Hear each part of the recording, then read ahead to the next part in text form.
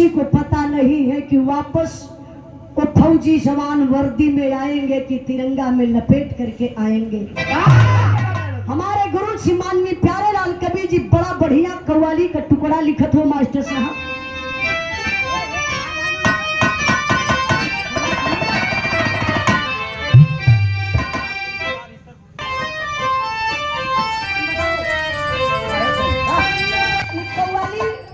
आप बतौले रला कला उजाला एक कव्वाली के तैयार कर लेबू तो बड़ी मजा आ जाई मौसा।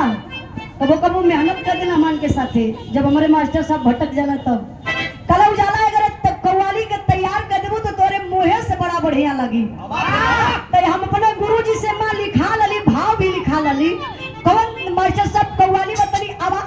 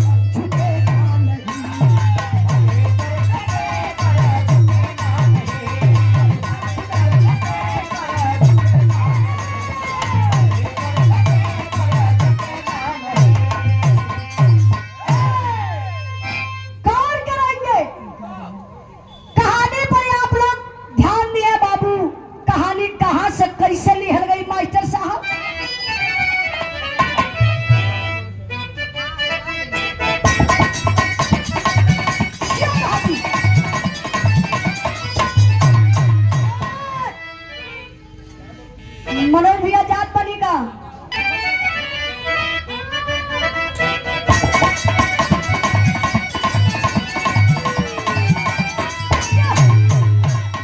सहती जंग पे तीर लड़ने आता है, सहती जंग पे तीर लड़ने आता है, शहरा अपने शीश पर सजाता है।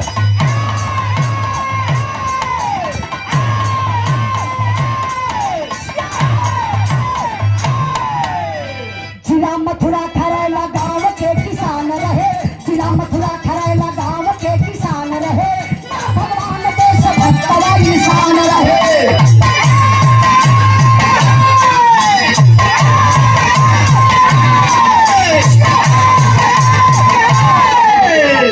कहानी पर आप लोग ध्यान दीजिएगा बाबू।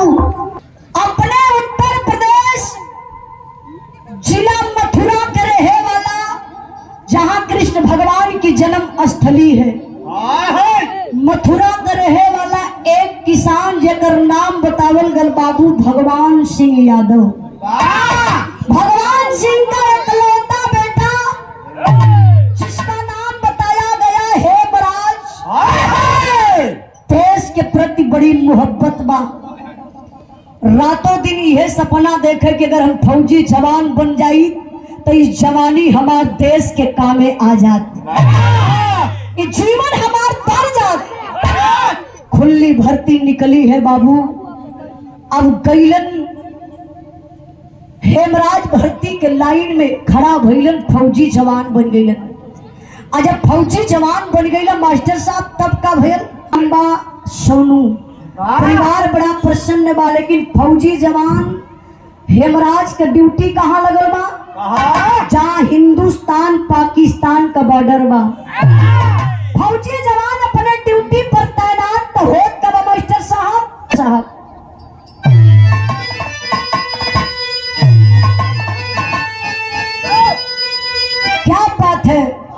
जी ये गीत के स्वर्गीय रामदेव गुरु गावत रहलन। रामदेव गुरु का अलग अंदाज रहली, हमार अंदाज बा।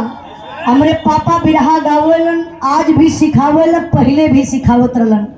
कहलन बेटा कौनो भी गीत गाया तो तू अपने अंदाज में गाया।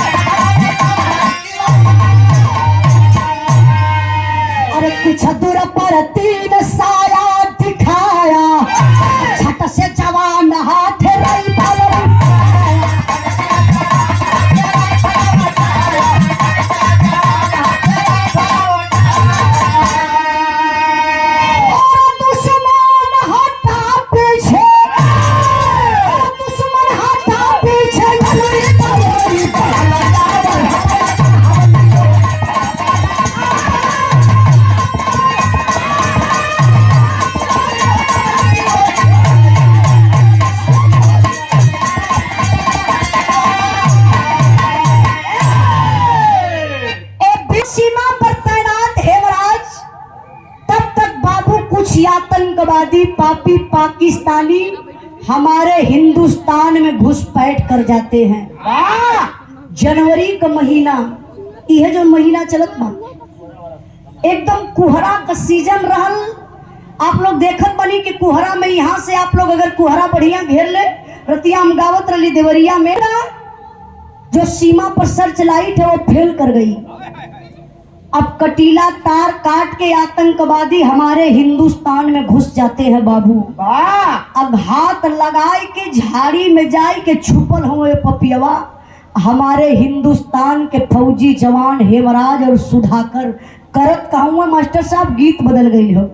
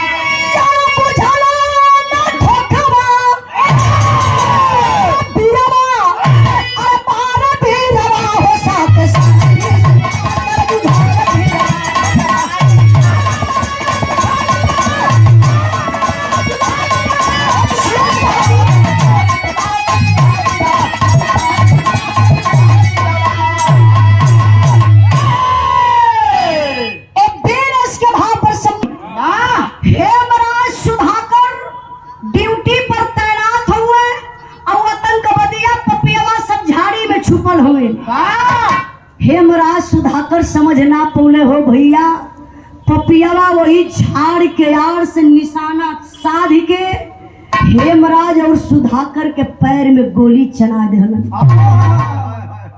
दोनों जवानन के पैर में गोली लगल, जमीन पर जैसे कटल पेड़ गिरे अरराय के दोनों जवान गिर गई।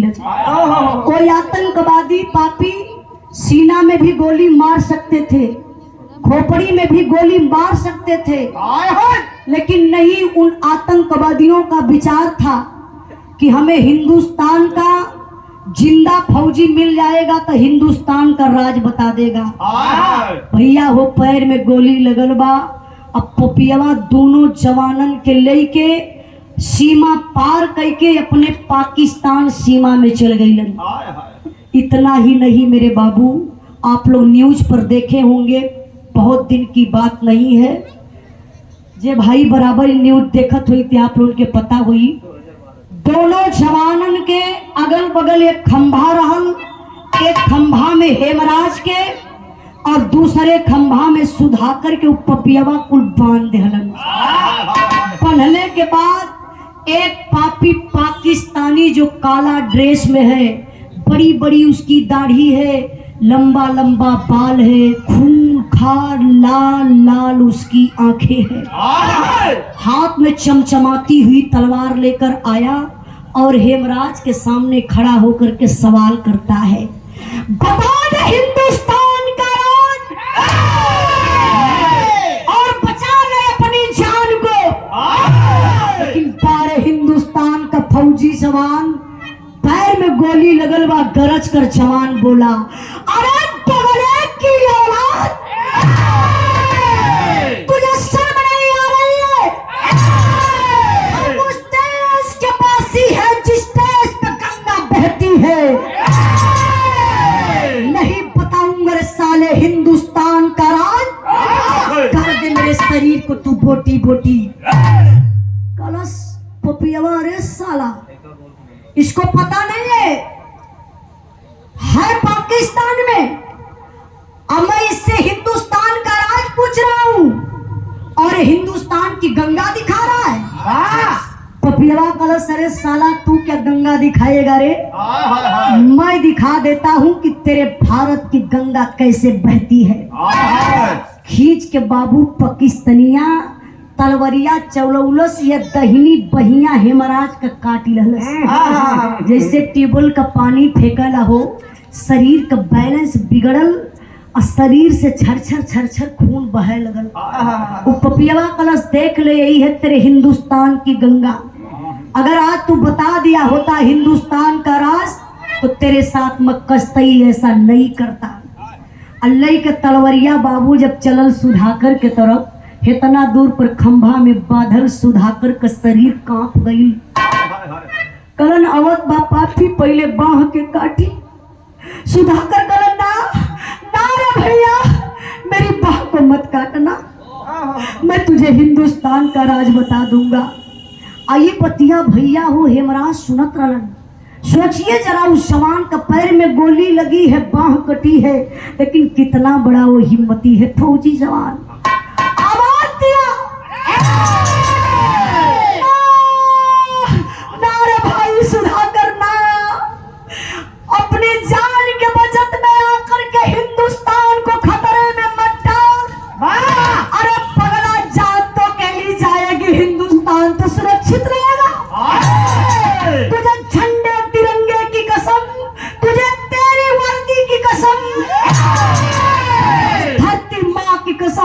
राज मत बताना रे भाई।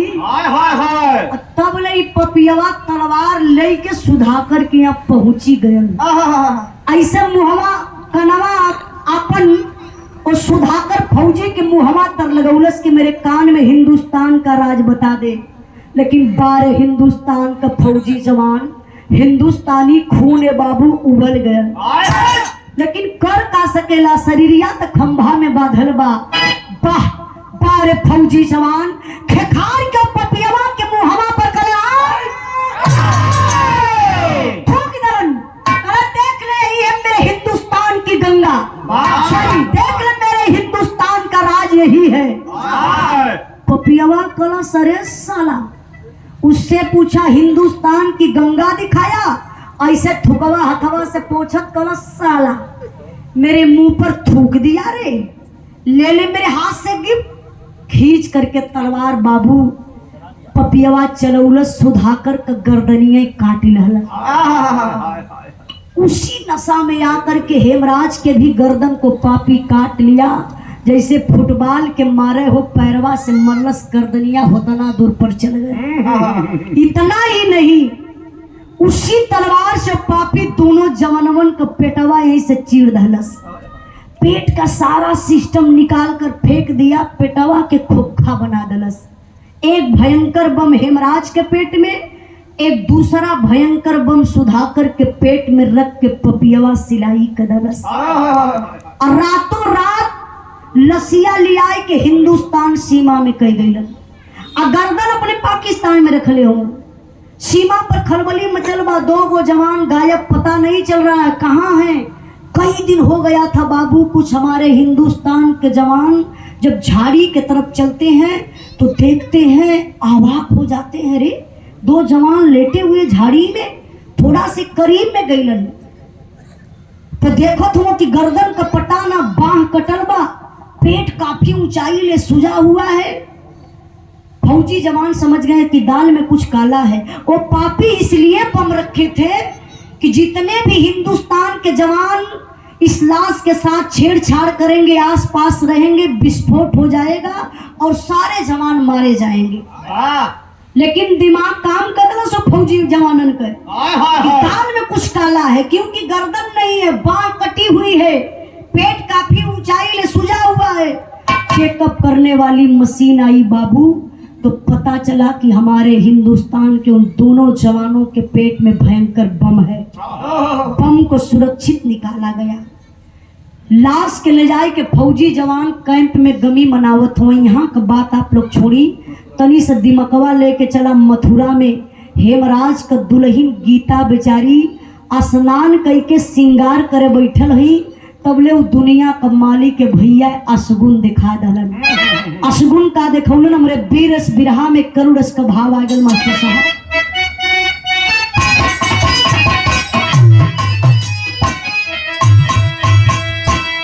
अरे गीता के हाथवा से गिरल दिव्यावा हो, गीता के हाथवा से गिरल दिव्यावा हो, कैलाश नूरावा छी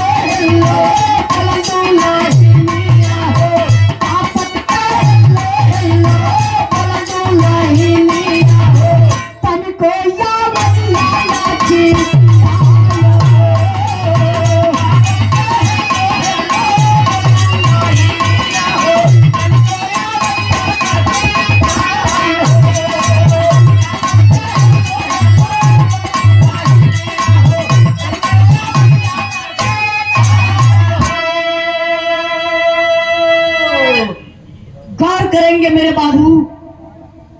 फौजी जवान हेमराज की दुल्हन स्नान करके भैया हो अपन बरवा है चोटी करत हई, हाथ में सिंदूर का डिबिया लेके मांग में लगावे गईली हो बाबू। देखा भगवान का करिश्मा, शरीरिया कांप उठल और सिंदूर का डिबिया जमीन पर गिरल, जमीनिया पर सारा सिंदूरवा छिटाए गया। दुल्हन अपने कलेजा पे हाथ रखली और सिंदूरवा ऐसे अचरा से बटोरत हई।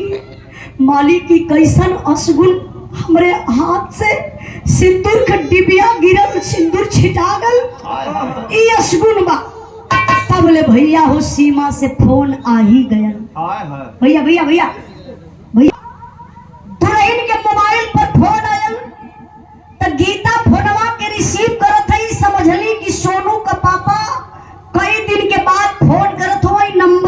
कह के। तब पहला वर्ड गीता बोली, हेलो सोनू के पापा। सीमा से आवाज आई, नहीं नहीं मैं सोनू का पापा नहीं हूं। तो गीता सवाल करी, आप कौन? मैं हेमराज फौजी का मेजर बोल रहा हूं। क्या ये फोन हेमराज फौजी के घर लगा है? हाँ जी सर जी। आप कौन है? सर मैं उनकी मैडम गीता हूँ। अच्छा बेटा परिवार में कोई और है क्या? गीता कहनी, हाँ सर है ना लोग। मेजर साहब कहले किसी और को फोन दीजिए। गीता कहनी, हाँ सर एक बात बोलूं? मेजर साहब बोले, हाँ बोलो बेटा क्या बात है? कहला कि कई दिन हो गया सोनू के पापा का फोन नहीं लग रहा है, पूरा परिवार परेशान है। सर एक बार सोनू के पापा से बात करवा दीजिए। मेजर साहब का कलेजा कांप उठा। फौजी जवान की दुल्हन अपने पति का इंतजार कर रही है। मैं किस फौजी जवान से बात कराऊं? इसका पति तो शहीद हो गया, लेकिन बताई भी जरूरी बा कि तोहर पति शहीद हो गई। बतिया घुमाए धलन। अब मेजर साहब बतिया घुमाए के बाबू गीता से कहत कैसे हुआ मास्टर साहब?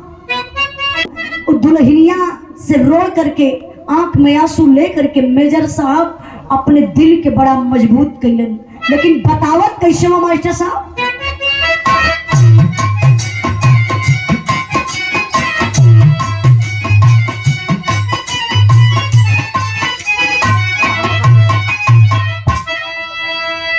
हम बताई बेटी का हम सुनाई हो, का हम सुनाई हो, हमने का समाचार। बजर करे जा के सुनला खबरिया रे, सुनला खबरिया हो, लुटना दुनिया हथवा से फनवा छुट के गिरले जमीनिया पर, गिरले जमीनिया पर, गीता रोवलिया सोगार। ए बाबू मेजर साहब वही फोनवा पर बतावत हो, बेटा गीता मैं क्या बताऊं, बताने लायक कुछ बचा नहीं है। गीता बोली, सर क्या कह रहे हैं? मैं एक फौजी जवान की बीबी हूँ और आप मजाक कर रहे हैं क्या? सर प्लीज सोनू के पापा से बात करवा दीजिए। मेजर साहब बोले कि बेटा इस दुनिया में हेमराज नहीं रह गया, शहीद हो गया। भैया हो जब शहीद शब्द दुल्हन सुनली हो, कलेजा पर पत्थर का टुकड़ा। कि गीता बेटा इस दुनिया में तुम्हारा पति नहीं है, शहीद हो गया। अरे बाप रे बप्पा, अंगना में अरराय के गीता गिरली हो बाबू। माई बाबू दुअरवा रहलन, भागल भागल अइलन। बाबू देखल गीता इतना दूर पर गिरल बा, फोनवा हो देबा, उठाए के कनवा तर लगाए के लगल डांटे, समझल कि हेमराज बा। करे करे बेटा हम तो के बार बार मना करीला कि गीता के उल्टा पुल्टा मत बोलल कैली। ई गीता के काल कदर के अंगना में गिर के रोवत बा। उधर से आवाज आई, सीमा से, नहीं है पिताजी मैं हेमराज नहीं हूँ। तो कौन है? मैं हेमराज फौजी का मेजर बोल रहा हूँ पिताजी। क्या बताऊं पिताजी, आपका बेटा हेमराज इस दुनिया में नहीं रह गया, शहीद हो गया। अरे बाप रे बप्पा, माई बाबू सब अंगना में गिर के रोवत बा। खबर पूरे गांव में फैल गई, गांव के लोग जुटल बा। आज एक बेचारी सुहागन के मान का सिंदूर धोवात बा हो भैया। लोग रगड़ रगड़ के मांग के सिंदूर धोवत हवा, कलाई का चूड़ी फूटत ना रहल बाबू। जबरदस्ती दीवार में लड़ा लड़ा के चूड़ी फोड़ाई। एक सफेद साड़ी लोग पहना देना, एक सुहागन बेचारी के विधवा लोग बना देना। यहाँ का बात आप लोग छोड़ी, अब तनी से दिमागवा लेके चला जहाँ दोनों जवानन का लसिया कैंपवा में रखल बा, उहा का होत बा मास्टर साहब। तना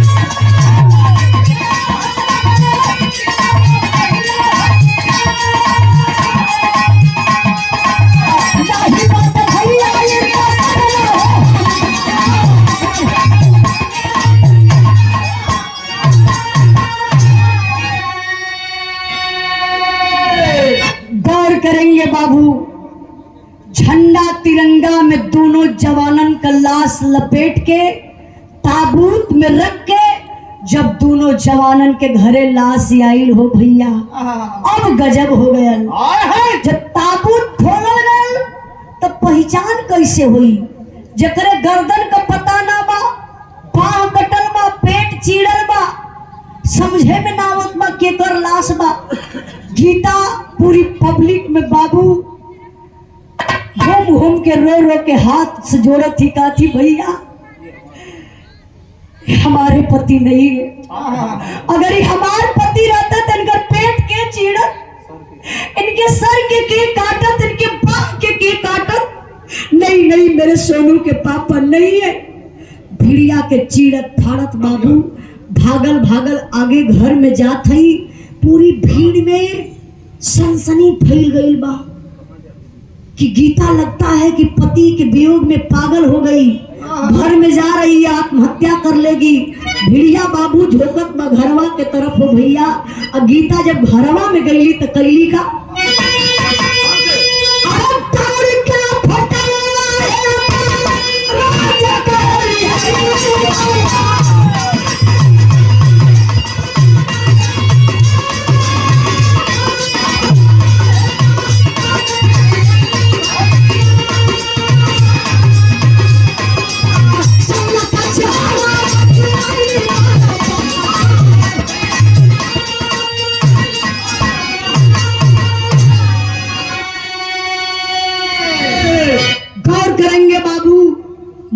बेचारी गीता गईली घरवा में, जौने रूमवा में सुतत रही वही बेडरूम में बड़ा सा फोटो अपने फौजी सैया का देवलिया पर चिपकौले रही।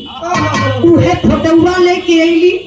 ऐसे पब्लिक जुटल बा, प्रशासन के लोग हैं, सबके समनवा वो फोटोवा दिखावत है पागल बन के। देखी न साहब, इस सोनू का पापा आवे, आप लोग इनके खोजी, ये हमारे मांग का सिंदूर अभी जिंदा बा, किसी और के मांग का सिंदूर है साहब, ले जाइए इस लाश को। बुढ़वा बाप हो भैया, लसिया के ले के बैठल हुआ।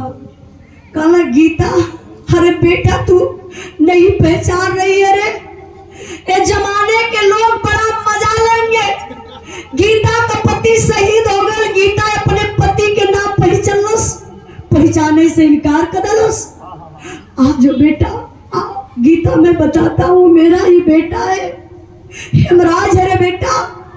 बाबू अपने बहू गीता के बुला के पिताजी वही बगलिया में बैठौला आ तिरंगा कफन हटाए के बाबू जब पैर के देखौलन तो हेमराज के पैर में एक बचपन का चोट लगल रहल, जौन पेड़ से गिरल रहलन। जब वो चोटिया देखौलन हेमराज का पिताजी कहलन, बेटा गीता देख मेरा बेटा है, ये चोट गवाही कर रही है। जब गीता देखली चोटिया के हो बाबू, वही लसिया पर गिरली, बेहोश हो गईली। एगो चादरा ओढ़ाई के लोग इतना दूर पर लेटौले बाकी लगत बा कि गीता की भी मौत हो सकती किसी भी टाइम, होश नहीं होत बा। डॉक्टर लगल हुआ भैया भैया। अब सारे लोग जुटे हैं बाबू, अंतिम संस्कार कैले का बेला आई गई। लसिया बाप उठावत हो, बड़ी हिम्मत कैले हुआ, लेकिन लसिया कई बार जमीन पर गिर गई। अब सहना जात बा, अब तक सोचलन कि अगर रो दे कुछ कह दे तो समाज के लोग कहिए कि कायर बाप का बेटा रहा तब ही शहीद भयल है। लेकिन ये भैया, औलाद का गम फौलाद को पानी बना देता है। ऐसे कंधा पर गमछा रहल, बुढ़वा बाप उतार के गमछवा मुहवा के मुनत हुआ, कापत हुआ, वही लसिया पे ताकत हुआ, कहे करे बेटा हेमराज, बिना राम के कैसे मन मनाई रे बेटा, आज बोझ बुढ़ौती में कैसे तोर उठाई रे बेटा। अरे लाल बुढ़ाई में कमर तोड़ डाला हो हीरा, बुढ़ैया बिगड़ गई। बिरहा के सुनने वाले भैया बाबू, दुनिया में अगर सबसे बड़ा कोई भार होता है ना, एक पुरनिया बाप के कंधे पर जवान बेटवा का जनाजा। आज बड़ा कष्ट बा, पिताजी मुंह मुनने हुए, अपने आप के संभालत हुए, शरीर लड़खड़ा गई, लोही ताबूत पर गिरलन, बेहोश हो गईलन। कोई नहीं रह गया अंतिम संस्कार करने के लिए उस परिवार में। आप लोग जैसन गांव के लोग, आप लोग जैसन सम्मानित व्यक्ति, प्रशासन के लोग ले जा करके बाबू अंतिम संस्कार करिलन। जब अंतिम संस्कार हो गए 2-4-6 दिन के बाद जनरल साहब अइलन। शोक संदेश हृदय से लेकर जनरल साहब आए हैं और दोनों परिवारों को आकर के दिल से धैर्य बधाए हैं। सच्चा सपूत जो देश का था वह वीर हिंद रखवाला था, एक ज्योति हमको दिखा गया वह भारत का रहने वाला था। हम कसम आपकी खाते हैं, हम बदला शीघ्र चुकाएंगे, इस देश के वीर सपूतों पर फौजी वर्दी लहराएंगे। जनरल साहब कहे पिताजी जो होना था हो गया, आपका बेटा तो वापस आएगा नहीं, लेकिन आप टेंशन मत लीजिए, मैं हूं ना। जितने सारे गांव के बच्चे हैं सबको निःशुल्क भर्ती करवाऊंगा और सीमा पर भेजवाऊंगा। हेमराज के नाम से गेट बनवा दूंगा रोड पे, हेमराज के नाम से बढ़िया पार्क बन जाएगा, बढ़िया शहीदी मूर्ति हम लोग बनवा देंगे। लेकिन बुढ़वा बाप हाथ जोड़ के कहे हे साहब का कर भर्ती लेके हो साहब, हाई लाल लोग भर्ती हो जाई, सबकर गर्दनिया एक दिन कटा जाई, हमके अर्थी भर्ती ना चाहिए। का हमार लाल, हमार बेटा हेमराज कायर लाल, बेटवा का गर्दन कटायल, पेट चिरायल, बम रखल गया, हमारे बेटा का बाह काटल गई, पैर में गोली मारल गल, का हमार लाल कमजोर रहा ना। ये साहब ना हमके अर्थी भर्ती चाहिए, ना ही आपके रोड का गेट चाहिए, ना बढ़िया पार्क, ना शहीदी मूर्ति चाहिए। अगर देवही के बाद साहब ना तो मांग ले, दे देगा। जनरल साहब बोले हाँ पिताजी मांगिए, आपकी क्या मांग है। जनरल साहब भी सोचने लगे कि आज का जमाना पैसे के पीछे भाग रहा है, ये पुरानिया बात है, आज पैसा नहीं चाहिए तो फिर क्या चाहिए इस बाप को। जरा बिरहा के सुनने वाले भैया बाबू आप लोग भी गौर करिए। वो बुढ़वा बाप का मांग का बा मास्टर साहब।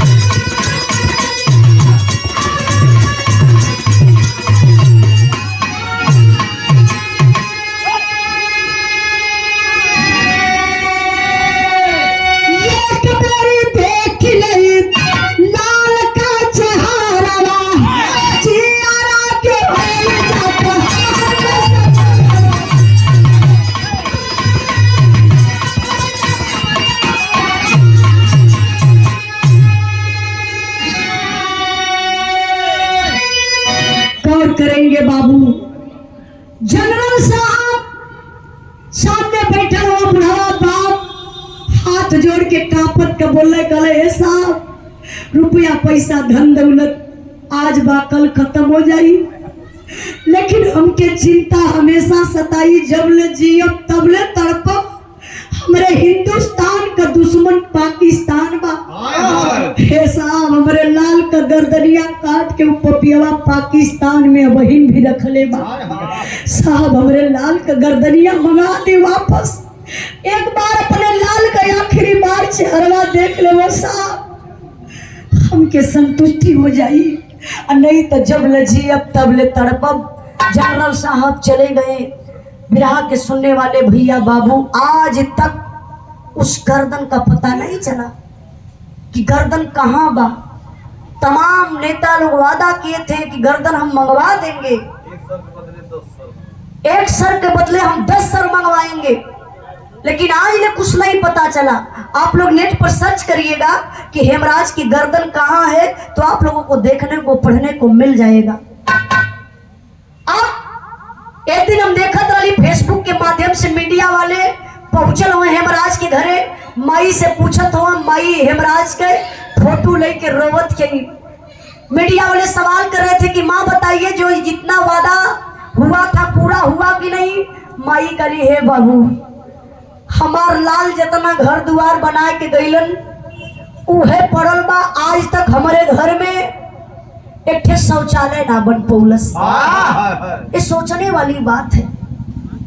जो हमारे हिंदुस्तान का फौजी जवान हमारे लिए आपके लिए सीमा पर शहीद हो जाता है और उस फौजी के घर अभी एक शौचालय नहीं बना, ये बड़े सोचने वाली बात है। इसलिए मैं आप लोगों से हाथ जोड़ करके ही कहना चाहती हूं, देश के फौजी का सम्मान होना चाहिए और देश के फौजी का आप लोग सम्मान करिए। हमरे बिरहा का आखिरी भाव, आखिरी लाइन में मास्टर साहब,